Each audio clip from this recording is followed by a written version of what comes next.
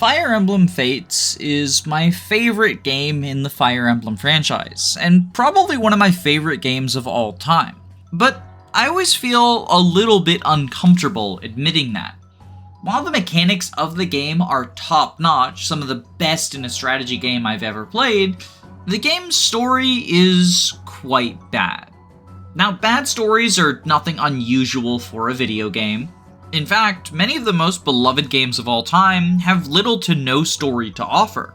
But the narrative of Fates isn't bad because of poor prose or plot holes, but rather because the story of Fire Emblem Fates frequently conveys some pretty gross and often outright reprehensible things. There's far too many examples to name them all, but for a few dishonorable mentions, the canonically queer Soleil sexually assaults Ophelia, and it's played for laughs in their support. The player self-insert is able to marry and have a child with all of their siblings, including the ones that look like they're 12 years old.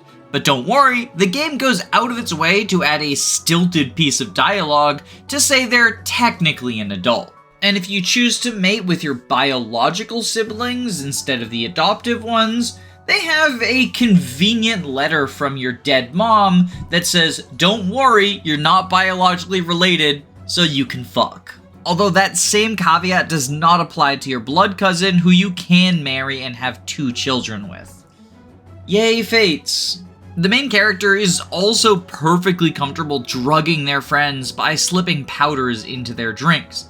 And in general, a lot of characters' friendships come off as outright abusive at times, especially in the way parents treat their children. And by far the duo that gets the most attention are Leo and his son Forrest, specifically because of some conversations that occurred during Forrest's paralogue and Leo's transphobia. This is often lumped in with the other problematic elements I listed earlier, and it is a very sensitive subject for many queer people, with good reason. But I'll be honest, I find myself a little bit frustrated at the general consensus that Leo is an irredeemable bigot, and that the fact he's written this way is a failure on the part of the writers. Because while I think it is valid for someone to dislike Leo as a character, I think the situation is a little bit more nuanced than it's generally given credit for. So I want to take a closer look at Leo's transphobia arc. Before diving in, I want to say this is not the first video I've made about queer issues in Fire Emblem. I have an entire series called SRPG Sapphics that takes a look at all things LGBTQ within the Fire Emblem franchise. Previous entries have included things like Legault's bisexuality, a queer reading of the crest system in Fodlan, and Rosato's whole deal in Fire Emblem Engage. So if any of that sounds like the sort of stuff you're interested in, I have an entire playlist down below, and make sure you subscribe to the channel and ring that bell so you don't miss any new videos. I know it's annoying to do the call to action towards the start of the video, but it really does help drive up engagement, so thank you for your understanding. Now on to the main body of the video. I'll start with a bit of context for anyone who's lucky enough to be unfamiliar with the story of Fire Emblem Fates. After the popularity of the time-traveling child characters in Fire Emblem Awakening, Fates decided to shoehorn in a second generation as well. However, since Fire Emblem Fates doesn't have a major time travel plot in it, the writers decided the simplest solution to make these children rapidly age into adults was to have each of them be put into pocket dimensions known as Deep Realms, where time passes faster. As a result, each child's recruitment map has you going to their paralogue, meeting the adult version of them, and dealing with some sort of scenario that helps you rescue them or convince them to join your army. The start of Forest's paralogue finds Leo getting ready to visit Forest, and this will be the first time that anyone other than Leo has met his son. Elise, Leo's younger sister, expresses excitement at meeting her nephew, as well as befuddlement at the fact that she has a nephew who is older than her. Leo, however, does not share this excitement. He is clearly nervous and actually suggests canceling the trip, but Elise is insistent that they should meet Forrest. And she calls Leo out on just how long it's been since he visited his son. Leo doesn't really have a response to this, but Niles interrupts the conversation anyway, reporting that a nearby town is being attacked by brigands. Niles also reports that a beautiful woman troubadour is helping out the survivors as best as she can, and this causes Leo to go into a panic. He turns pale as a ghost and says that they need to rush to the town immediately before something bad happens. Once the group arrives at the village, Elise spots the troubadour in question and comments about how she's just as beautiful as the tale said. Leo, however, is completely quiet and frozen. And the reason for this soon becomes clear as the beautiful woman reveals herself to actually be Leo's son, Forrest. Now, whether Forrest is a trans woman, a cis male crossdresser, or some other form of gender non-conforming person is honestly a topic that deserves its own entire video. But for the purposes of this video, I'm going to be referring to Forrest with he/him pronouns because that is what the English script of Fire Emblem Fates uses for him. But with Leo frozen up and unwilling to make introductions, Forrest has to introduce himself to Auntie Elise, and Elise is immediately adorned with him. She says he's even better than she could have expected, and calls his sense of style exquisite. In contrast, Leo is downright angry with his son. He asks aggressively, "What are you doing out of the Deep Realms?" And when Forrest explains that he was there to purchase sewing supplies when the brigands attacked and he decided to heal and help the villagers who were in danger, Leo outright calls him a disgrace. Forrest is, of course, no doormat, and he counters his father by saying that saving lives is not a disgrace, but Leo says that he was talking about the way Forrest dresses, and they've had this conversation before, evidently. Forrest, of course, is having none of this nonsense, and he calls Leo out on being so hateful and doing so in front of Elise during the first time that he met his auntie. And Elise similarly chastises Leo for being so cruel and refusing to hug Forrest. When Leo tells Elise to mind her own business, this is the last straw, and Forrest says he's leaving and going back to his deep realm where he's appreciated. Unfortunately, he accidentally runs right into the brigands and ends up getting kidnapped. And this is where Leo's behavior goes from bad to worse. Because while Elise immediately is willing to jump in and rescue her nephew, Leo is once again frozen up in anger. Elise has to repeatedly encourage him to help her save his son, and at the end of the cutscene, she runs off and leaves him behind. Sure, Leo does show up during the gameplay, he's force deployed for this map, so presumably at some point he changed his mind and decided it was actually worth it to try to save his son's life, but like shit, as a parent, that should be your first fucking priority. Before we move on, I do want to analyze this scene as a whole. It starts with Leo attempting to hide his son from the rest of his friends and family because he is embarrassed that his son wears dresses. Now, this is pretty in character for Leo. One of the first things we learn about the Dark Mage is that he is extremely sensitive about appearances, as he gets embarrassed that everyone noticed his popped collar but nobody pointed it out. As a side note, this sort of obsession with social perception, alongside his difficulty in communication and rather rigid way of thinking, are part of why I read Leo as autistic personally. But whether or not you agree with my armchair diagnosis of a fictional character, it's pretty relevant to bear in mind that he has a very rigid worldview that doesn't have as much flexibility as some other characters' perceptions might. Because I think that rigidity goes some ways to explain why Leo has such difficulty understanding Forrest's non-traditional fashion sense and/or gender stuff. And so this lack of understanding, combined with Leo's obsession with others' perception of him, leads to Leo viewing his son as nothing more than an embarrassment that he needs to hide from everyone whose opinion he cares about. much like his fashion faux pas from Chapter 2. But here's the thing. Forrest is a person, not a shirt. And so treating him this poorly is really fucking shitty. You're not gonna hurt a shirt's feelings, but Forrest is pretty clearly deeply hurt by his father's neglect and visible shame. Not only that, but Leo's opinion of Forrest is just rooted in bigotry. It's impossible to deny that, and anyone who claims otherwise is not having this conversation in good faith. Leo's bigotry is born from ignorance, but that doesn't make it any less harmful. And we can see this very clearly as Leo's embarrassment transitions from being frozen up to actively being angry as what he perceives to be the source of embarrassment, his son Forrest. He berates him in a way that would be abusive and unacceptable even if it weren't rooted in a bigotry against the queer community. Seriously, no father should ever call their son a disgrace. And Leo's hesitation to rescue Forrest after he's kidnapped is just a further offense to lay at his feet. I won't mince words, he's really mistreated this boy. But I do think it's relevant to acknowledge that Leo's freezing up at the end of the cutscene is pretty clearly a result of him being emotionally overwhelmed both by his embarrassment and the subsequent fight that he had with his son.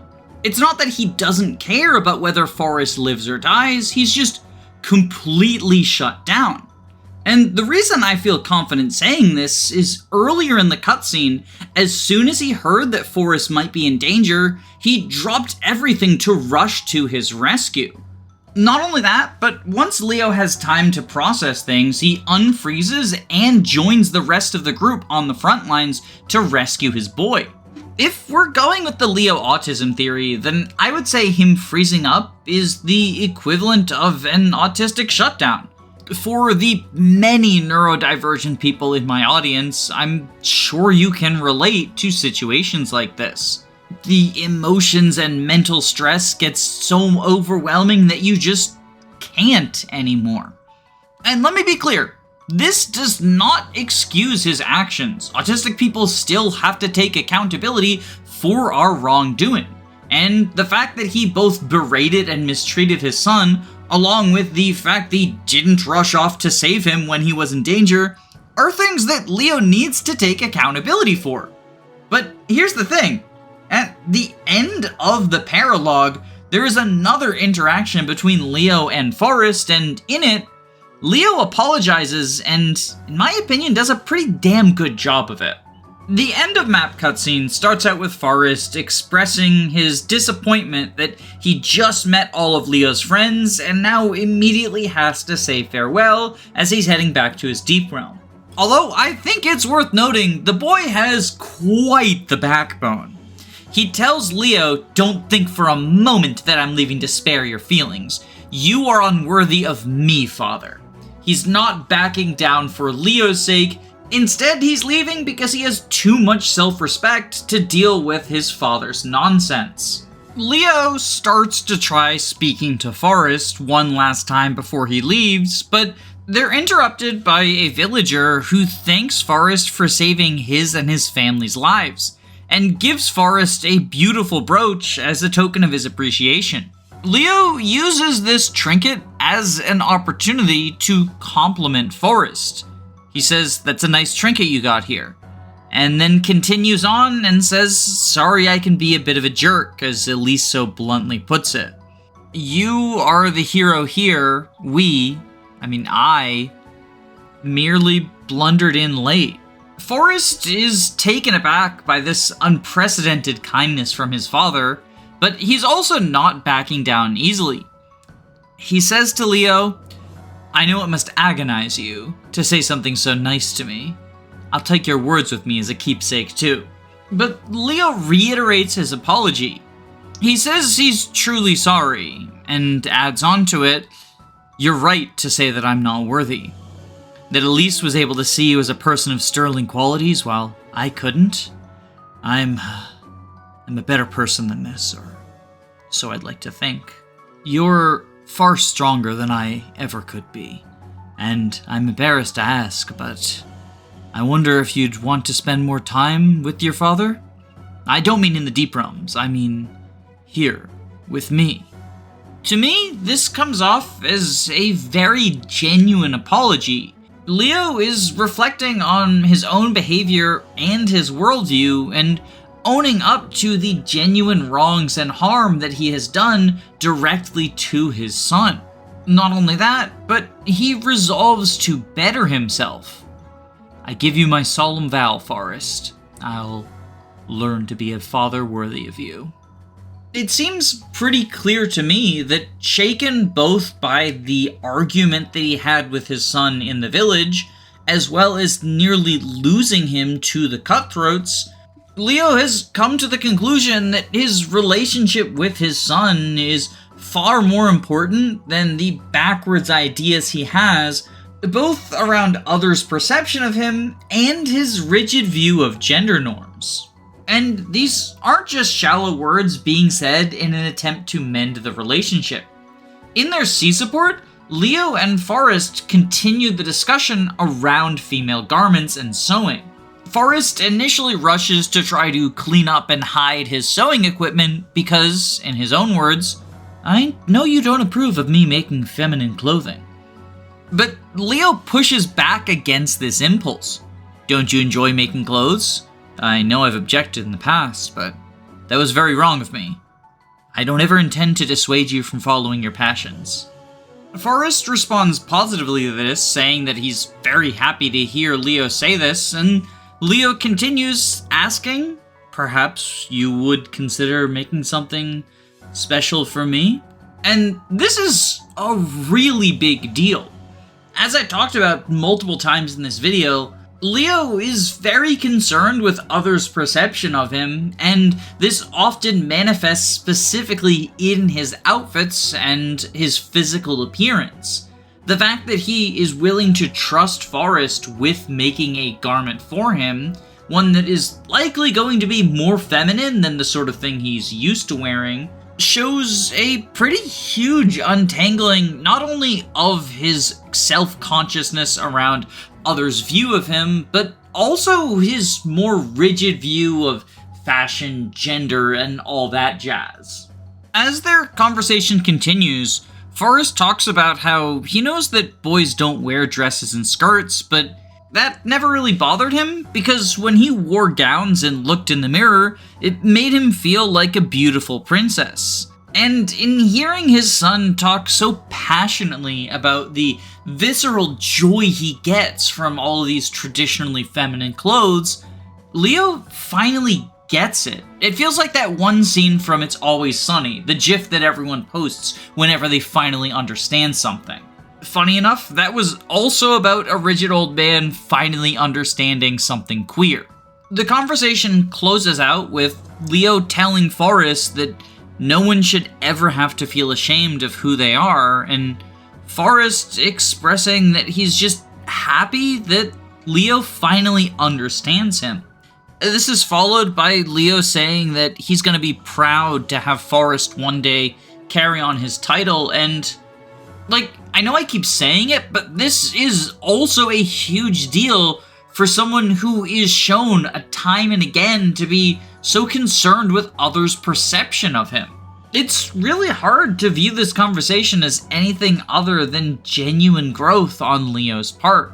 He went from being ashamed of his feminine son to being outright proud of him.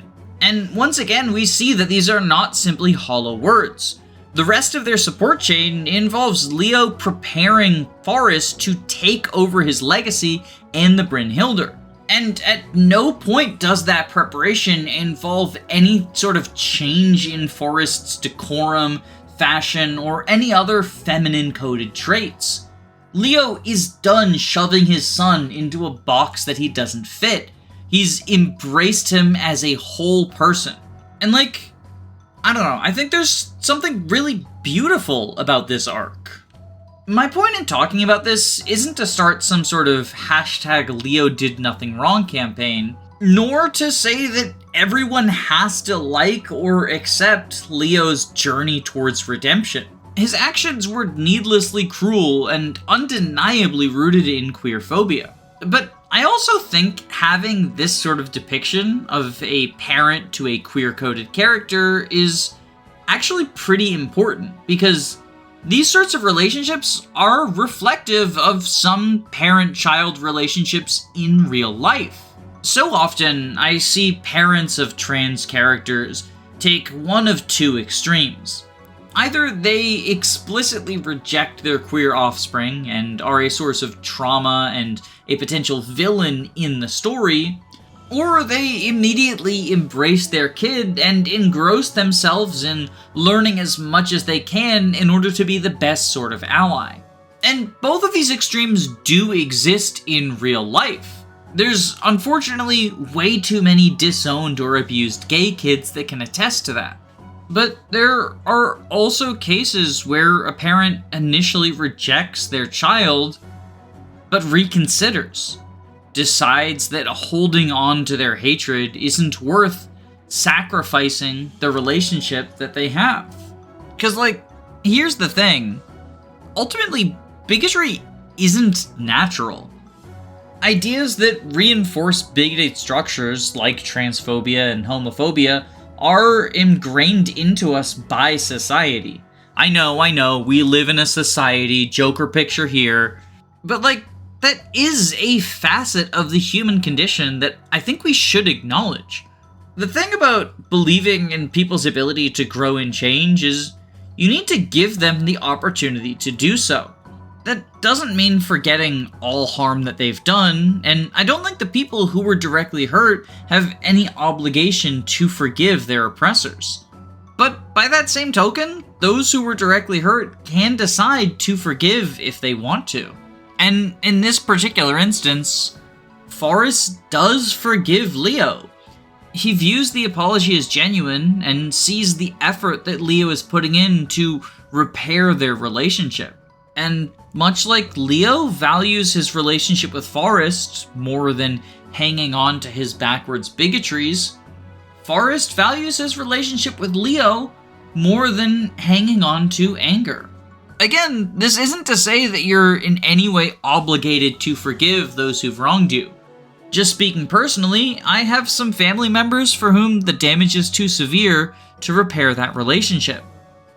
But by the same vein, there's some relationships I've lost that I would love to have back. There's plenty of people who I would willingly re-accept into my life, given an apology and an effort to change oneself. And I know I'm far from alone in that sentiment. That's part of why I like the writing around Leo and Forrest so much. It's a very optimistic look at repairing a relationship before it's too far gone. Thank you to my patrons, including Glup Shido, Electric Giga, Erica Ford, YLO1, George Grenville the 7th PM, Jamie Collins, Arvis, Crispy Matthews, Floahay, Amy Hazel, Shinthia, Faulty Videos, Kyle Madison, Derek Williams, Anna Cabana, The Daily Fugle, Faye, Magic Bite, Thoughtful Insanity, Robin Goodfeller, Ziggy WSB, Dysike, Chris, Root Beer Pants, Queen Eliza, Control Aegis, Roman Cormansic, Nick Knack Hammersmack, Carrier Has Left, Angel Nap Caceres, Cabbage, SUP, Caius Cole, Bree, Punchfighter Champion, Eggman, Maxine the Vampire Queen, Dragonback Lancer, Sardonic Muse, Wannabe Cinnabon, Lepton, Key the Iron Idol, Calamity Callie, A Clever Username of Lies, Jackson McMahon, Saren Gurlixy, Rezi, Andu, Rhea, Gameboo, Carosa, Firant, Your Doctor, Frozen Helm, Patwit, Pillow Willow, Girl Boss, Lizard Bongwater, Christopher Bueno, Marin McLean, Jaden, Dylan Solis, Forever Lucas, Some Trades, Guiji555, Smaz Ruby, Zycrom, Robin D, Alen B, Hound Dogs, They Thumb, Klon, and especially my Jagans, Your Best Friend 9000, Adele, Alexander Roper, Siggy, and Serial Bull. There's a link to my Patreon below if you would like to financially support the videos I make on this channel, but please only donate if you can comfortably afford to do so. I don't want anyone going broke over Fire Emblem. Regardless of what you choose to do though, I hope you have a wonderful day. Stay safe, gamers.